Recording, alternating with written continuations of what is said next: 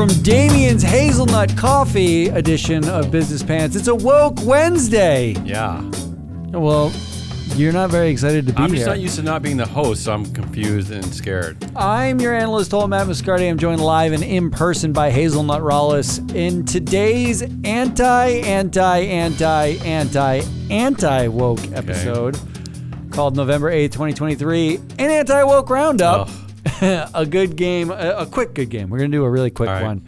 A clip from our interview that we're going to drop tomorrow with the great Nell Minnow and a word from our sponsor. Sweet. Oh, Paul and Nell together again. Paul and Nell back together again. That's the corporate library. That's right. But they don't know they're together. That's what makes this weird. That makes it even better, yeah. Our show today is being sponsored by S-Gage, your ESG data solutions provider.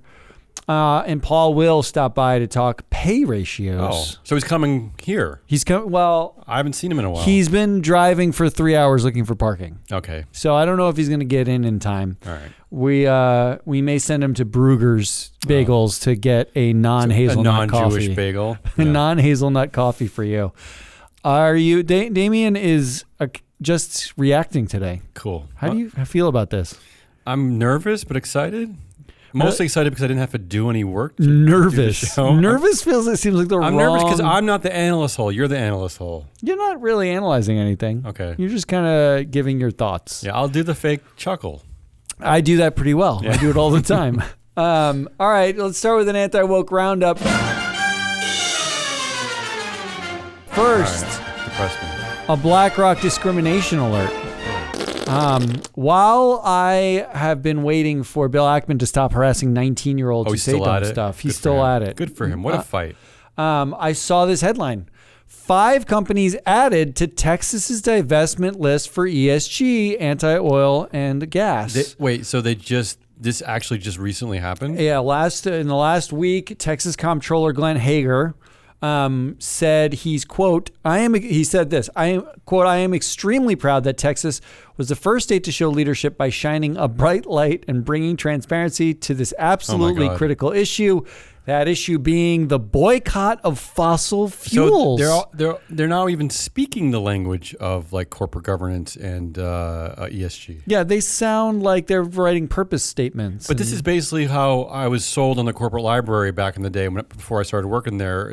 This was the kind of language that Bob Monks used to use about shining a bright light. Yeah, so sunlight is the best disinfectant, essentially. Yeah, that's what they're doing. Yeah, it's crazy. By the way, worth noting that Texas is a client of MSCI ESG in order to make these lists. You kind of have to be, right? The list added the following companies: AMP Limited, Credit Agricole, Impacts Asset Management, Rathbone Investment Management, and SocGen, Society Generale. So why? Do we know why? What do you think those companies have in common? They smell European. They're all European. They're all European is the correct answer. So I'm kind of right, yeah. Now the complete list that they have is... So we're back to freedom fries, basically. 15 companies long, and BlackRock is the only U.S. company on the list of fossil fuel boycotters. The only one. Wow.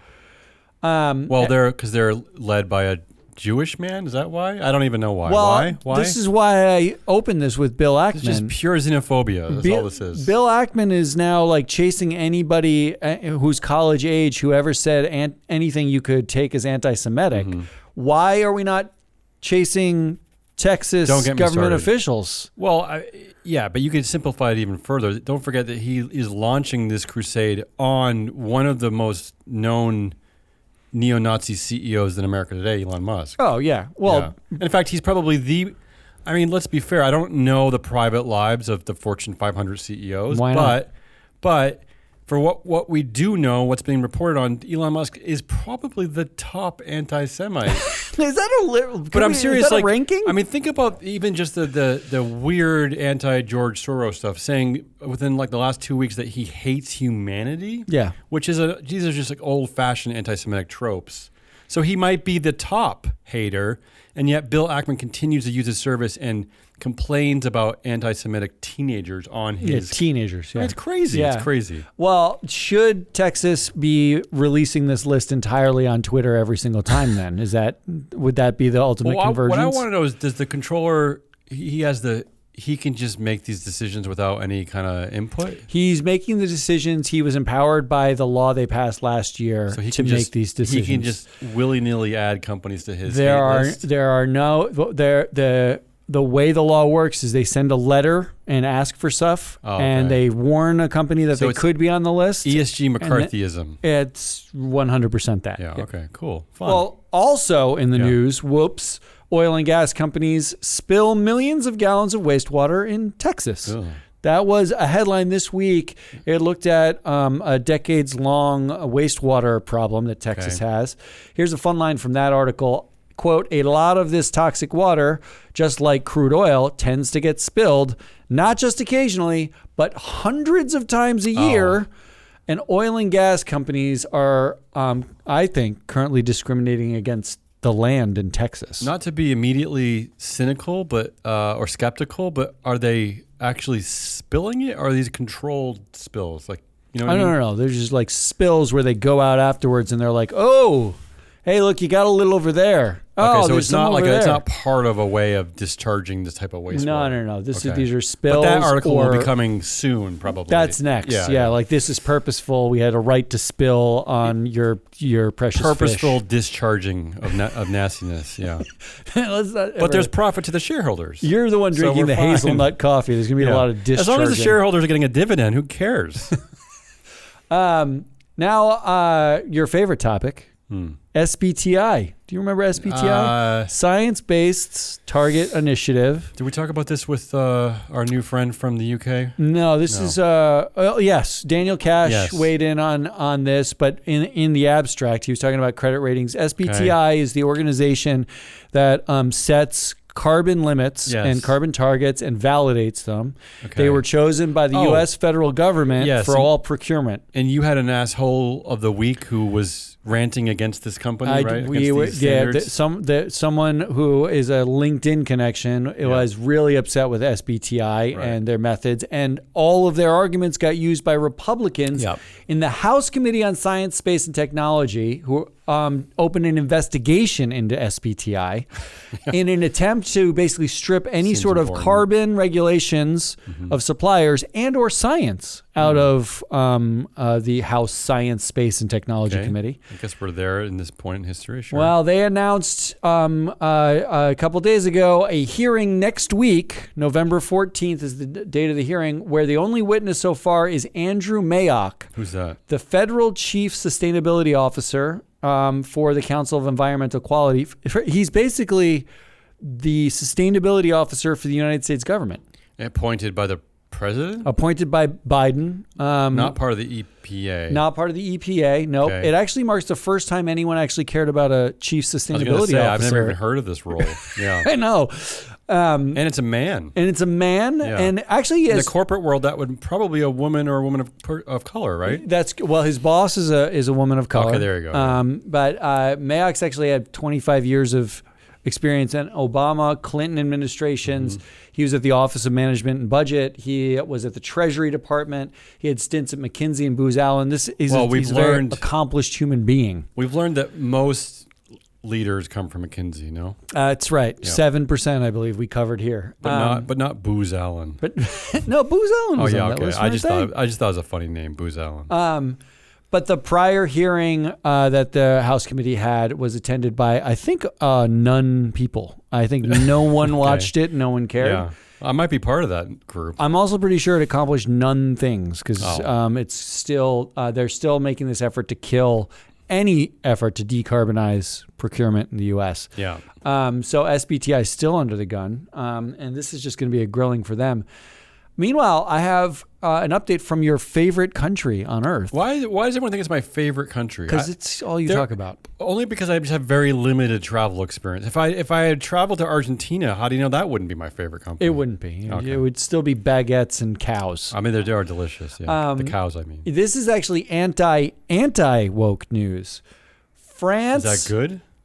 I don't know. You're going to have to tell me. France bans fossil fuel companies from responsible investment labeled funds. All right, keep talking. What does that mean? So the French Ministry of the Economy and Finance launched what they called an SRI label in 2016. They basically... Yeah, it's a very... I've had it. It's delicious. It's very hoppy, right? It tastes like hazelnuts. It's a label that they put on funds to mark them as responsible investment, socially responsible. 1,200 funds actually have the label so far, and it's about $770 billion in assets under management. Who knew there were 1,200 funds? Well, these are global funds that all want to operate in France, so they went and got this label. They all utilize the SRI label. Those funds now, as of this week, they passed a rule that they will be required to exclude companies that exploit coal or unconventional hydrocarbons, and any companies that launch new oil and gas exploration. So this is like an anti-Texas. This is anti-Texas. That's what I'm saying. It's anti-woke. It's an anti-woke boycott. It is funny. If you asked me if I had to pick like a natural enemy to Texas, it probably would be France. That's right? true. I would have thought it would have been California. No, we could think of Oklahoma because of college football. You could think of like New England because we care about education. But no, France. But it's France. Yeah.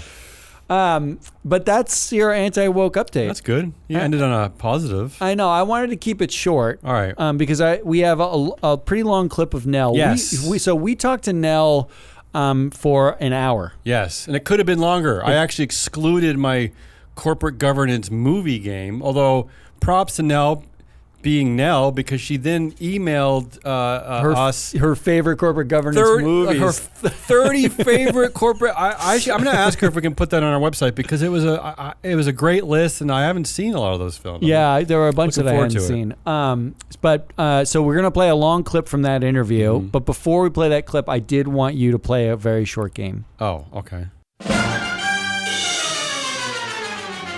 It's very short. It's a 5-question. It's a good game. Okay. Basically, these have nothing. I've never played the good game, I don't think. No, you've. I don't know how you're going to do. Yeah. But these headlines 10 are. They were absurd to me. They're not Woke Wednesday headlines. I just wanted you to react to them. The first headline. Are you ready for your own version of the good game? Yeah. Okay, your own version of the good game, and I can make it so you can't see it. Am I literally scoring it if I think it's good? Yeah, or just 0 if to it's 10. absurd? You made up the game. It's a 0 to 10. It's a good game. I know the good game. What do you mean? You're asking me how you play. How about the fact that we're recording in our home office studios and our own fellow co-employees are wearing headphones because they don't want to listen to us. Because nobody wants to hear us. Listen to our show. That tells you a lot. All right, here's headline number 1. Heinz rolling out pickled flavored ketchup. I'm okay with that. Isn't that called relish? Yeah, I was thinking like it's a way to get the relish scent into your ketchup. I love a pickle odor in a lot of my snacks and sandwiches, but then again, I don't put ketchup on sandwiches. Well, this is not for sandwiches. But when do you want? This is just for hot dogs, clearly. Oh, just for hot dog. I'm okay with this. I'm going to give it a 7. I like really this. A 7. Why not? I love a pickle, and I do put ketchup on my hot dogs. Well, let's be clear. I know it's not very Chicago of what pickle flavor is. Oh, okay. It's just vinegar, right? Oh, I love vinegar. It's all it is. Okay. So all you basically have is ketchup with extra vinegar because it's already got vinegar in it. That's all we're talking about. And probably they snuck in an extra teaspoon of sugar because they're Heinz, right? Yeah, because we got to get addicted somehow. All right. I wanted to start you off on a high note. Okay. So that it can get 7. I feel good about this. This can all get mixed. I don't think as a society we talk enough about pickles. I would agree with you. Kimchi is sort of taken over, but it's just like a good pickle. I mean, what a... Well, I mean, Jesse is constantly drinking kombucha. Right. So that's or like something. There's like cooler fermented things to talk about, but what about the old-fashioned pickle? Yeah. The pickles. That's all I'm saying. All right. The good points. Yeah. See? Thanks. All right. Let's get dark fast. Okay. Here's a headline. Elon Musk's new chatbot is astoundingly vulgar. Now, this is the good game, right? Isn't this good because no one will use it except for the trolls that are sort of in his sphere. You know, here's what I don't understand about Twitter is that it still seems to be used by the sports journalists and regular journalists. It is a lot of journalists. But why? Why are they not quitting it? So I feel irritated by that. Without them, it would just die, would it not?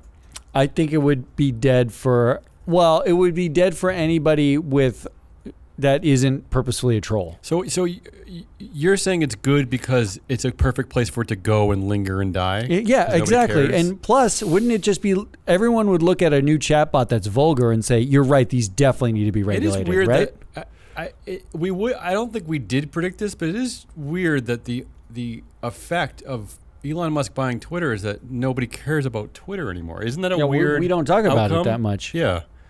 I guess I'll agree with you because you can't stop Elon from doing anything because he has no oversight at any of his companies. Oh no, yeah. So you're saying it's inevitable. It's going to happen anyway. So why not just do it there where it is all the assholes are already gathered? So yeah, I'll give it a 6 for that reason. Oh, sure. See, I like that. See, Yeah. I think I talked you into that 6. Yeah, why not? Why not?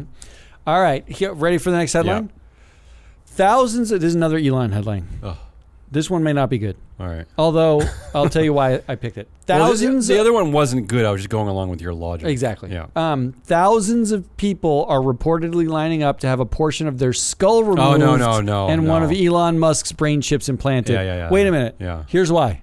Oh, because I know you're going to say something about the people. The Yeah, we're fanboys. weeding them out. We're just weeding them out. point. We know Good it point. killed Good monkeys. We know it's horrible. We know so. Well, does the chat bot act as the surgeon? Like that, if that's the case, if the surgeon who's doing it is using the chatbot to communicate with the patient, in that case, it's definitely a 10. There's no. Is it going to yell at them and berate them? And We have no evidence that the chatbot is the surgeon in these cases. Although we don't know if there is a surgeon or if it's just Elon. yeah, that's true. They don't say anything. I don't like anything about this, but I do appreciate what you're saying. The catch here, the caveat here, is the people lining up. This study was only open to people with specific disabilities. Yeah, he's not even paying these people, right? No, they won't. They said they won't pay for any of the costs. He checked through his pockets. He couldn't find any loose change. He's like, I'm cash poor. I'm a little sorry. But most of the people who are signing up they have to have a specific disability. It's not like guy they're you not saw. being paid? No. I They'll pay for complications, I guess. I appreciate what you're saying, but I just feel like giving it a 0. I just hate it. 0. But I do appreciate my game already. You are right technically, but I just want to give it a 0. All right, so here's 2 more left. Yeah. A newspaper giant tried to diversify its staff. White workers sued. Oh God, yeah. I love these because it's so absurd. Wait, but tell me why? Like what? Like did they lose their jobs? No, they didn't. No. They just sued. So they objected to the presence of a more diverse workforce? It's a class action lawsuit because they're a highly white workforce. The management decided they should diversify, and the white people said that's discrimination against us. Okay, let me ask you this question. Had they promised that the white people were there that they were about to hire their identical twin brothers? No, that was not in the contract. Okay. I don't think I feel their angst on this one. I'm not feeling this one. Spin this. Why do I feel like this is good? Well, because we're basically crossing, like we're jumping every shark now, where white people who are the majority of the company think they're actually being oppressed. They're the majority. They think they're being oppressed, right? Like by even mentioning the idea of bringing somebody else in, we're to Glenn Hager's point, we're shining a bright light. Yeah. I'm trying to get over my immediate feelings of depression. I mean, I'll give it a 3 only because you're right. Like that, they're so knee-jerk reacting to this without any thoughts or any kind of planning. It does make them seem like idiots. Yeah. Oh, right? that's Like. It's like the true snowflakes. Like when the bald guy in the UK sued for being called a bald C word. Oh yeah. I think he was a bald C word, and he sued for not the C sexual word part, harassment. But the bald part, yeah. He sued for sexual harassment because he was called bald. Yeah. All right, your last one. The headline is, "So long, Seattle." Amazon founder Jeff Bezos says he's moving to Miami. Tax haven, right? Cayman Island tax Well, haven? that's what everyone's talking about. It's a tax haven. But he's from Cuba, no? Right? Where's he from? I don't know where he's from. His parents are Cuban, maybe? I care very little about where he's from. In fact, I care very little about where he's moving, except that isn't this like good for Seattle? Yes, absolutely. Right? Absolutely. Like he's now no longer in Seattle. Yeah, where he wasn't really paying taxes anyway. It's funny that the image of Seattle, and I think this is proven by how their voting record and the types of politicians they elect, is very opposite to Starbucks and Amazon, the two most famous things that ever came out of Seattle. Yeah, right? well, Starbucks maybe on the come out of Seattle. Yeah, yes. Starbucks is out of Seattle. They're out of the Pike Market. I've been to the original Starbucks. Yes. It was stupid. They served coffee. But both companies don't do a very poor job representing stakeholder interests. They don't have a Seattle vibe about them. No, at exactly. all, anyways. But now they're effectively evicting him. He's leaving. I would think they'd be. Yeah, I'm gonna give this a 10 for Seattle. Wow. And maybe a 10 for Miami because I think they like these types of people now. I mean, right? They love billionaires who avoid taxes and have a kind of a Trumpy sheen to them. We also have to acknowledge the incredible irony of a man who started the climate fund to stopping climate change, moving to a city that is basically going to be decimated by climate change. Beyond that, Matt, for the short-term tax incentives. That's what I was going to say. Yeah, because there'll be even less taxes going to these programs that could actually. You're right. Yeah. All right, so that means our very short good game is over. Did I win at least? You won. Okay. You came in with a score of 0 out of 10, 10 being good, 0 being bad, a 5.2.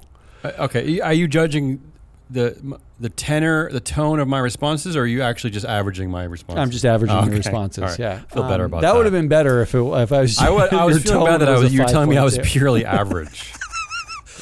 All right. Speaking of purely average, let's bring in someone not purely average. I was going to say that's a terrible. Let's bring in the Nell queen Minnow. Of corporate governance, the very average queen. This is the clip from our interview with the great and Nell the movie Minnow. mom. If you want to hear the full interview, get the show tomorrow. We'll drop the full interview. You can download it all. You really should. Yep. You're going to learn something. Yep. So here's Nell Minnow. My dream, ever since I had been at ISS, was to rate boards of directors like bonds. There was a idea that you just automatically vote for the board, but of course the board is picked by and paid by and informed by the CEO, and some of them are better than others. When I first got into this business, it's hard to believe, but O.J. Simpson was on 5 boards. Yeah, definitely. And was one Comcast, right? The audit committee. Yeah. Mm-hmm. He was on the audit committee of, right. Even know anything more about auditing, than a toddler. So that would be the kind of thing that I would explain to the shareholders. I say this should be a risk factor for you. If somebody puts O.J. Simpson on the audit committee, that isn't because he wants the audit committee to do a good job. Mm-hmm. So, and there were a number of people who were on 10 boards, and that was not good either. So I said, they have to tell you whether they attend at least 75% of the meetings. And if they don't, maybe that's something we should respond to in some way. So I said, sure. So the corporate library really began with this idea that we were going to rate boards of directors in terms of the risk that they provide for an investor. Well, we couldn't get any investors interested in it, but we did get, I thought this was the greatest market test in the world, the director and officer liability insurers interested. Right.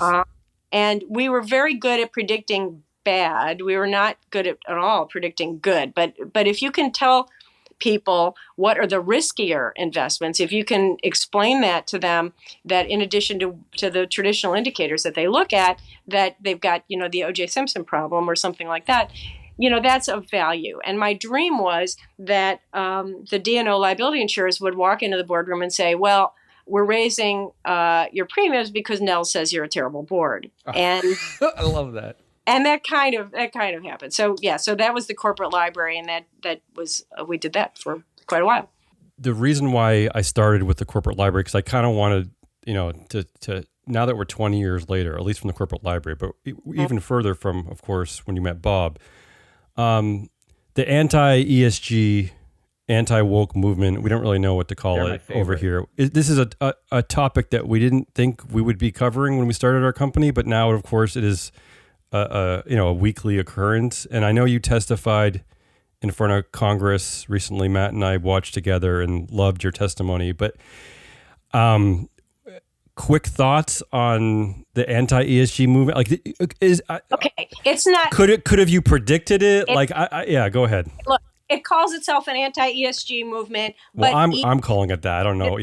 That's fine. It calls itself an anti-ESG movement in the same way the anti-reproductive rights people call themselves pro-life. It's a fake term, and It has nothing to do with anything. And even the people who call themselves anti-ESG are pretty much okay with G and some of S. Well, that's the joke. Yeah, that's our joke, is that they are ESG analysts. They're just, of course they are. Yes. They assign different weights to all of the facts.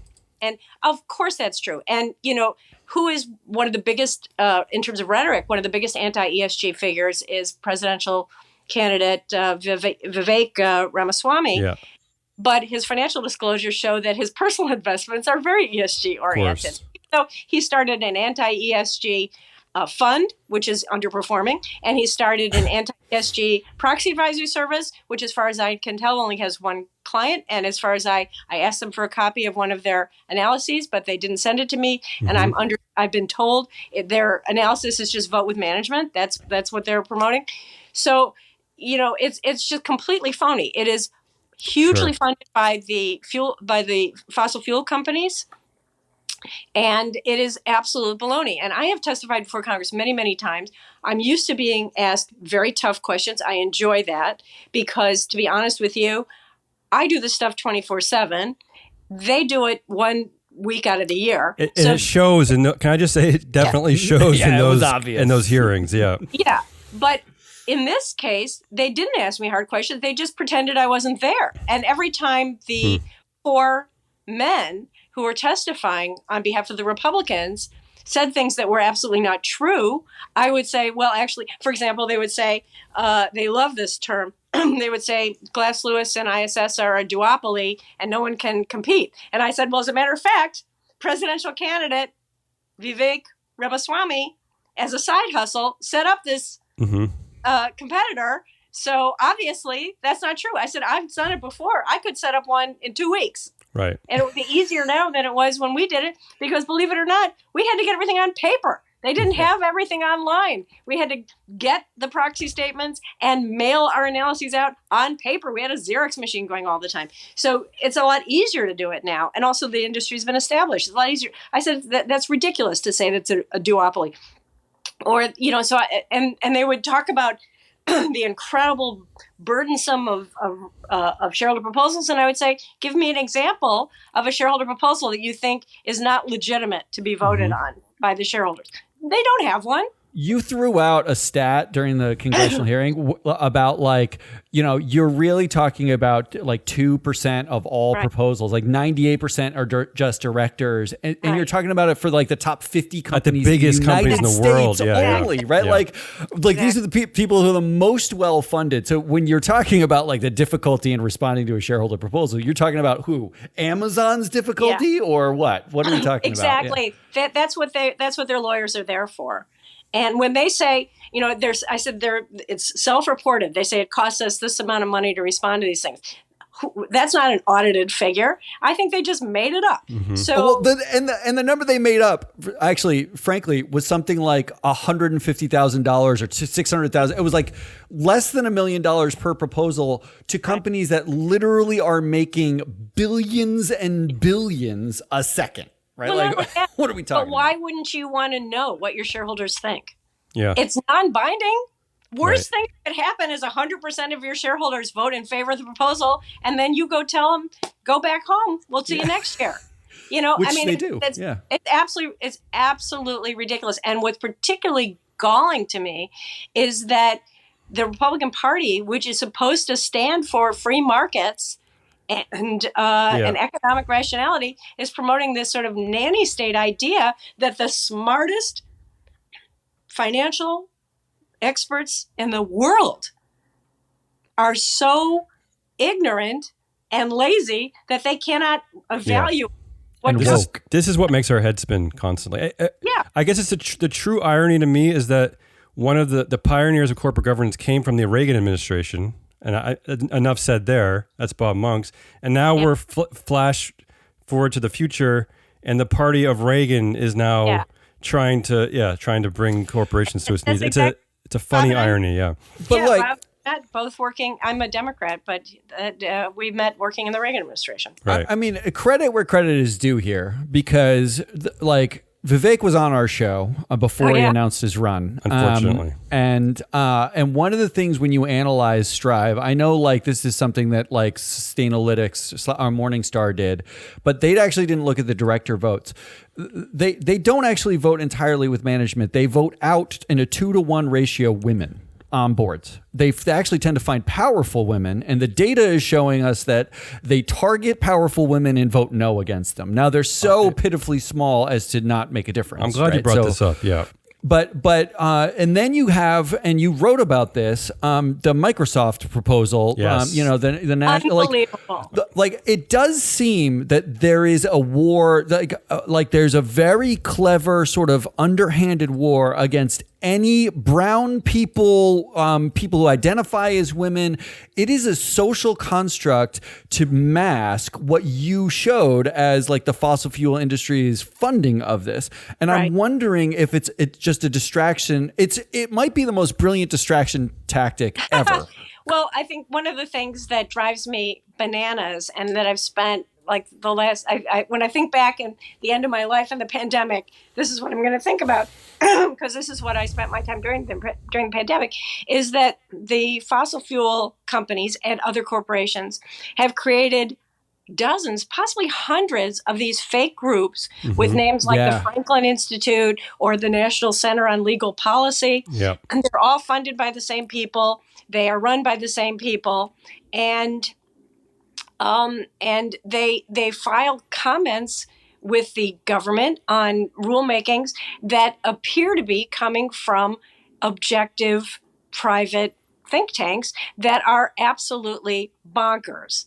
And with regard to the shareholder proposal that you're talking about at Microsoft, I was happy that Doug independently came to the same conclusion, and he wrote about it on his blog too. But it begins. If you just look at the proposal itself, it looks kind of legitimate. It says, we want to have some information about gender disparity in pay. You go, oh, okay. And then I said, I better look at that one. And so I look at it, and it goes into this thing about how it's unfair for women who decide to have children because they make less money. Well, you know what? That's a big societal problem. But it's not correct to say that there's an incentive to get an abortion. And can I parrot something you said, Nell, on LinkedIn? Because to me, it's even worse than that, because the language I use is the most odious language I've seen to date. And this is from the National Legal and Policy Center. And the quote is from the proposal: women who choose not to abort their preborn children. I mean, and you also called out using the term transition in quotes. I mean, this is really the most insidious thing I've seen. It's just pure hateful theater. It's crazy. It is absolutely despicable. And you have to say to yourself, who is behind this? Yeah. What is this in aid of for the National Center on Legal Policy or whatever it is? Really, well, first of all, I can tell you it's as I said in what I wrote, I'm predicting it will not get enough of a vote to qualify for resubmission. Okay, because holders are smart and they do read things. Yeah. It is. We've been tracking these, and they're all what, Matt? They're below 1%. A lot of them, right? Yeah. The average of these is abysmal. Yeah. Yeah. Can I interject one other thing? I did some research on this group this morning, and they have a section. This is the National Legal and Policy Center. They have a section, and this is to parrot your point, Matt, about targeting women and targeting people of color. They have a section on their website about their highlights, about the targets of who they're attacking, and they list 20 people since 1993, roughly, 11 of them are people of color, 8 are women. And since 2019, 5 out of the last 6 targets have been women of color. They are systematically targeting But look, a specific, but I'm saying like, that's the game, right? This is like, it's not an anti-ESG thing. They're going after a segment of our population. It's right there in their highlights. And yet they call themselves the National Center on Legal Policy. Yeah, white national, I suppose. I don't. Yeah, no, but seriously, like it's right there in the data they present. Yeah. No, they're yeah, and in an attachment, an appendix to my testimony, I had a letter that I wrote to my old office at the Office of Management and Budget, which many people don't know this outside of Washington, but they are kind of the quality control on the conveyor belt of federal regulations. Everything has to go through them before it goes out. And that's a good thing because it makes sure that there's consistency between different regulatory agencies. It's a good deal. But anyway, I said to them, here are the names of some of these fake groups that you guys are giving credibility to and that you're meeting with. And you need to know who's behind it. And what I recommend is that when federal agencies propose rules, because they have to propose a rule and get comments before they can make the rule final, that they should say, you don't have to tell us who's paying you to file this comment, but if you don't, we're going to keep that in mind. Mm-hmm. Yeah. Yeah, well, comply or explain, kind of. It is basically a version of that. And the funders, if you look at SourceWatch, you can see who's behind the National Center. There are 2 groups that are in the same office: the National Center on Legal Policy and the National Policy Center for whatever. The same name, basically. Basically the same name. Yeah. And that's another thing. If I were spending $100,000 to fight shareholder proposals, I would have taken those 2 to the SEC and said, "This is the same group under 2 different names." Yeah. Knock it out. That was Nell Minow. Yeah, it was. I mean, by the way, Nell's already agreed to come back on the show. Am I making that up? I think you made that up. Oh, good. Allison Taylor did agree to come back, and we haven't even released that one yet. No, Nell agreed to. They're both going to be back. We're going to give Nell some data. I want her opinion on the data because she did say that her dream was what we built. Her dream was for our company to be successful, I think she said. I think that's basically what I got out of it. Speaking of success stories, let's bring in the great Paul Hodgson from S-Gage. I will say S-Gage is absolutely a success story. I mean, it's a maybe a company you haven't heard of, but one you should have. So much great ESG data. Big. I mean, they're over 100 employees now, right? Yeah, I know. It makes me sad for myself. Yeah, really what growing it makes company. Me. Yeah, good for you, S-Gage. But Paul finally found a parking spot. Here's Paul. Hello there, Paul Hodgson with the S-Gage Statistic of the Week. This week we're going to look at the pay ratio between CEO to median employee pay as reported in both the Russell 3000 and the S&P 500. Now, you may think nobody really cares about CEO to worker pay ratios, but somebody must have done, otherwise nobody would be disclosing it. So just looking at the pay ratio initially for the Russell 3000. The range is 9,416. Excuse me, let me just see who that is. Potential spam. So, going back to the pay ratio for the Russell 3000, the range was 9,416, so up to 9,416 times the median employee compensation. That's the multiple for the highest level of difference there. The mean, of course, is much lower, 164 times, so the average pay ratio is 164 times the median of employee pay. And the median, again, is lower at 84 times median employee pay. So as you can see, the ratio between CEO pay and median employee pay is relatively wide, even at the lowest point there. If we switch to an analysis of the actual total compensation figures, we can put this in some reality. So what we're looking at here is mean average CEO annual total compensation of 9,424,000, whereas that compares to the median employee total annual compensation of 99,000. When we're looking at medians, we're looking at a median for CEO annual total compensation, 6,822,000, compared to a median for employees annual total compensation of 75,000. So that's for the Russell 3000. If we look at just the S&P 500, I think we'll find that those figures are somewhat different and probably more extreme. So just looking at the total compensation, again, looking at the average CEO annual total compensation, 16,579,000 compared to 88,000 for median employee total annual compensation at the average there. So that's actually lower in the S&P 500 than it is in the whole Russell 3000, which is a statistic that I wasn't expecting to have found. At the median CEO annual total compensation is 14,181,000 and a median employee annual total compensation of 76,000. In that case, slightly higher than that found for the Russell 3000. And if we just look at the pay ratio for the S&P 500, the range is actually lower than for the Russell 3000 at only 5,414 times. But the mean pay ratio is higher at 263 times, and the median pay ratio is also a lot higher than the rest of the Russell 3000 at 184 times median employee pay.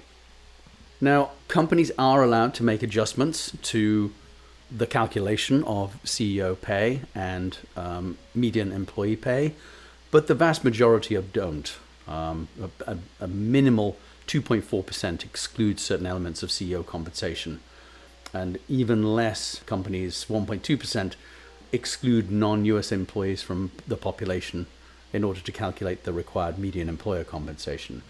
But 92.8% make no adjustments whatsoever and just follow the basic calculations laid down by the SEC. So that's Paul Hodgson signing off with the S-Gauge statistic of the week. That's it.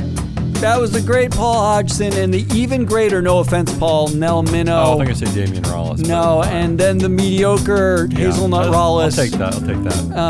Which At least I'm on the scale. Yeah, I think I'm going to call you Hazelnut from now on because you drank that terrible coffee. I'll drink anything for free. I'm your analyst, Matt Mascardi. We are Free Float.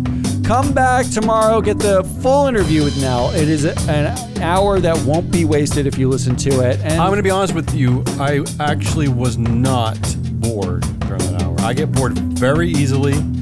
I'm not kidding. This is why we don't just take any random guests for our shows. We are selective. I looked up, an hour was gone. Matt was like, we got to give her life back. Yeah. And I was still... As I said, I hadn't even gotten into the stuff about the movies. I was still enjoying the conversation. So there you go. I think you're biased because she's in Maine. She's not. She's in D.C. So. Oh, is she really? Yes. Oh, Dan, you're biased because she's in D.C. That's all we got for today. Come back tomorrow, get the interview with Nell, and come back on Friday when we wrap up the week with the full group. Until then, bye.